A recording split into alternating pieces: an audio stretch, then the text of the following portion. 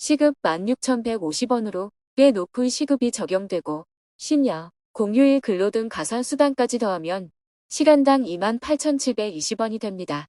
복지와 관련된 직종에 근로하는 분들은 열악한 환경에 놓이는 경우가 많습니다.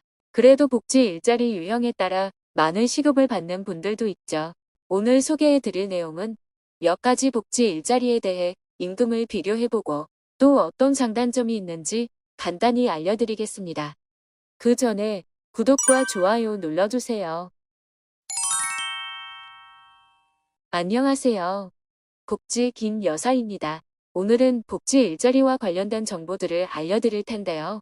주요 내용 소개에 앞서 7월 1일부터 시행된 새로운 소식 한 가지 소개해 드립니다.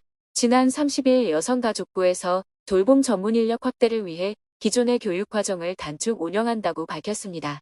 앞으로 사회복지사, 간호조무사, 요양보호사 등 돌봄 전문 인력은 필수 교육만 간단하게 이수하면 아이돌보미로 활동할 수 있게 됩니다. 아이 돌보미로 활동하기 위해서 기존에는 1년에 80시간 이상의 이론 교육, 10시간 이상의 실습 교육을 받아야 해서 실제로 아이 돌보미로 활동하기는 쉽지 않았습니다. 하지만 이번 7월 1일부터 시행된 아이 돌보미, 양성 및 보수 교육과정, 고시 개정으로 복지 자격증을 갖고 있는 사람이라면 총 40시간의 단축 양성 교육만 이수하고 아이 돌보미로 활동할 수 있게 됐습니다. 여기서 복지 자격증을 보유한 사람은 사회복지사, 간호조무사, 요양보호사, 청소년 상담사, 청소년 지도사 등 여성가족부 장관이 인정하는 사람이 해당됩니다. 아이돌보미는 이런 활동을 하게 되는데요. 시간제 돌봄 서비스로 생후 3개월만 12세 이하 아동의 집으로 찾아가 임시보육, 놀이활동, 등원 및 하원 동행 등 돌봄 서비스 제공하고 종합형 서비스는 시간제 돌봄에 아동과 관련한 가사를 추가하여 돌봄 제공합니다.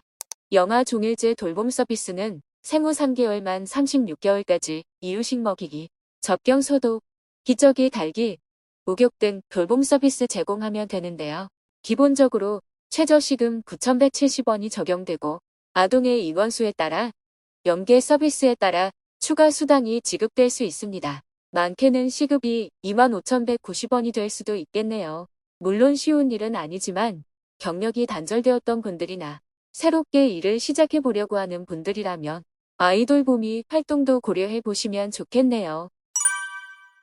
참고로 통계청 자료에 의하면 보건, 사회복지 관련 직무에 근로하는 사람들은 전체 근로자의 10.4%에 달하는 만큼 주변의 10명 중 1명은 복지와 관련된 일을 한다고 볼 수 있습니다. 복지 일자리라고 하면 대부분 힘든 일이나 고령자들이 하는 일이라는 편견이 있지만 생각보다 많은 사람들이 복지 일자리에 종사하고 있었네요. 다음은 요즘 유행하는 복지 일자리 3가지의 시급을 비교해 드리겠습니다. 요양보호사, 활동지원사, 생활지원사 3가지 직업의 임금 비교입니다. 먼저 요양보호사는 최저임금 수준의 임금이 적용되고 있습니다. 물론 근로하는 센터에 따라 실제 급여는 천차만별인데요. 보통은 최저시급인 9,860원 정도, 월급 200만 원 정도라고 볼 수 있습니다. 요양보호사의 경우 가장 많이 취득하는 자격증 중 하나로 실제로 일을 하기 위함보다 나의 가족을 돌보기 위해 취득하는 경우가 많습니다. 그래서 가족을 돌보면서 나라에서 지원금을 받을 수 있는 제도를 주로 이용하기도 하죠. 두 번째는 활동지원사입니다.